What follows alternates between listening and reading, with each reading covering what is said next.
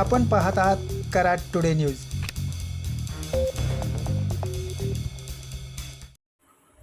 कराड नगर परिषदेच्या अग्निशमन दलाकडून अग्निशमन सेवा सप्ताहास प्रारंभ झाला आहे।